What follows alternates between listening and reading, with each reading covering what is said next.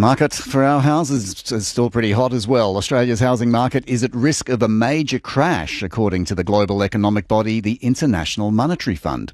In its latest report on housing stability and affordability, the IMF says property prices here are as much as 50% above what an average household can afford, and that our property and rental markets are some of the most misaligned in the developed world. And it warns of a sizable fall in prices as interest rates continue to rise. We're joined by economist Martin North of Digital Finance Analytics for some reaction and analysis. Martin, good afternoon to you. Hi there. You've expressed similar concerns in the past. What do you make of this report? Yes, it is worrying, of course, when these international organisations come out with such strong messages. But in this case, they're on the right track, because we know that households are highly leveraged in Australia into property. We've had a massive misalignment over many years, which is a structural problem. It isn't just an interest rate problem.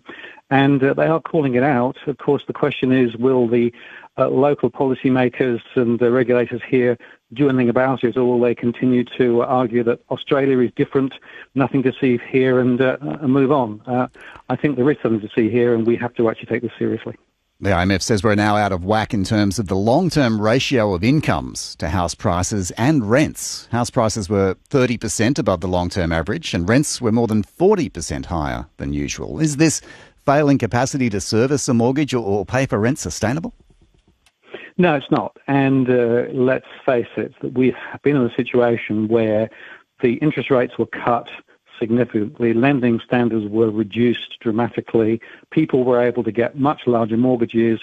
That pushed house prices up. As house prices went up, banks were able to lend more. So we had this virtuous cycle on the way up as interest rates were cut, and it's worth underscoring that the price is definitely connected to availability of credit. Now, when the rental side of the sector, a lot of people who are renting, of course, are private landlords.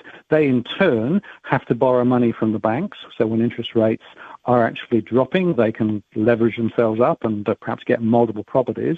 But then they have to try and cover the costs of those when rates are rising with higher rents. So it's all connected. And it's all back to this question about what is a sustainable level of property price.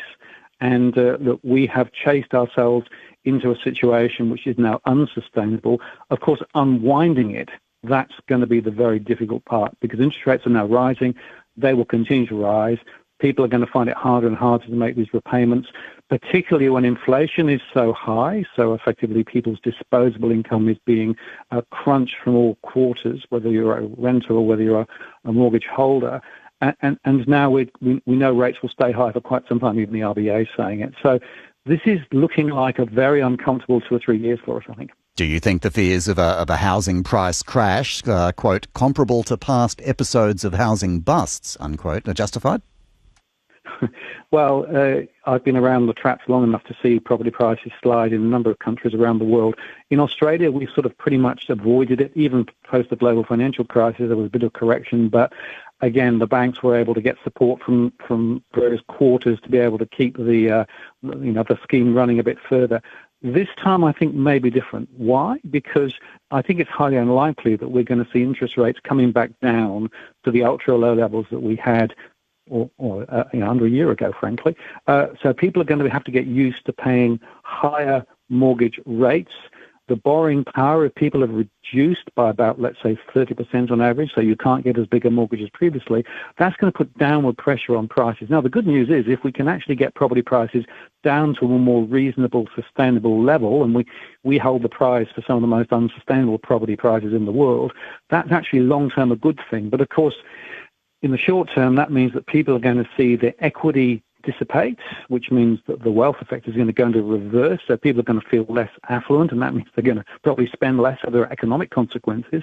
There are also consequences on the banking system, because, of course, 65% of lending is for mortgages from the banks in Australia, which is higher than anywhere in the world. If prices come back and if default rates rise, that's going to put pressure on the banking system and financial stability. And, of course, we've had the housing cycle stoke the GDP number. It's been one of the major reasons why our GDP has been relatively strong. That could mean that economically our performance is weaker too. So wherever you look at it, there are consequences at a macro level, but down at the micro level, I'm concerned about individual households because more people are finding it harder today than ever before. And yet we still have people, well, frankly, spooking property even now and saying, of course, it's going to go up again. I don't think it will. I think this is a whole new world. It's a world of pain, unfortunately, and we have to actually understand that there is now a new reality in town. Do we understand that? The IMF's repeatedly warned that our housing values are at dangerous levels. As you say, we have some of the most expensive real estate in the world. It requires a larger share of income to pay for than almost anywhere else, but we continue to think we're fine. Why is that? Is it because that in the end there hasn't been a big crash, that the prices have continued to rise despite those concerns? Yeah, well, I've been saying this for quite some time, that, everybody thinks Australia is different and somehow magically we managed to muddle through it. Now, remember, the banks get massive support from the government, from the term funding facility previously and indirectly from the rating of the country, right? So there's a bunch of reasons why our banks are actually more insulated than many others. And households, of course, have got used to putting more and more of their income into housing. So effectively, it's like the old story of the frog in the frying pan. You turn the heat up and the frog sort of doesn't notice and just continues to sort of sit there. That's what people have been doing, but they've got themselves now so highly leveraged. There is going to be a break point, and I guess the question is, will the break point be gentle? Or will it be more of a crunch? We could definitely see prices drift sideways for quite a long time. That would be, I guess, perfection, but I think it's more likely that we're going to see a fall. If you look at all of the glorious property price bubbles around the world, they've always come to an end with a bit of a crunch. I think that crunch is probably likely now, and I think the IMF is calling it out. I think our own local regulators and frankly, state and federal governments need to wake up and smell the roses here. And just talking about supply side will solve it or migration will solve it is missing the point. This is a credit-driven bubble. It was a deliberate policy over 20 to 30 years. It's coming to an end. We now need a plan B. The IMF also says our rents are the second worst behind New Zealand. Rents are rising at the most rapid rate in 10 years, and that's likely to get perhaps even worse with a vacancy rate that's at an all-time low of 1%. The Federal Housing Minister says the Albanese government's committed to dealing with issues around the housing market. The government's recent energy move, I guess, has shown it's not adverse to a bit of market intervention or price control. Some are suggesting that some sort of rent increase cap may be considered in the new year. What do you think? Well, they have a sort of a bit of a track record of meddling or intervening, depending on how you define it, I suppose. But look, a lot of those private landlords who actually are in the investment sector are, of course, struggling with those higher interest rates. So essentially, if you control the rents but allow interest rates to rise, then it's going to be the landlords who are actually going to be compressed.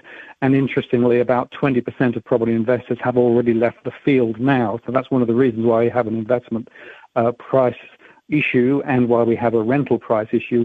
There are less properties there. But I think the real problem is we've outsourced the rental sector, and particularly the lower affordable rental sector, to the private sector, rather than actually recognising that there is a role for government, particularly with affordable housing in the rental sector. I think we need a broader strategy here about affordable rental housing, but I'm not sure that rent control and putting effectively acid back on private property investors is the right way to solve the problem.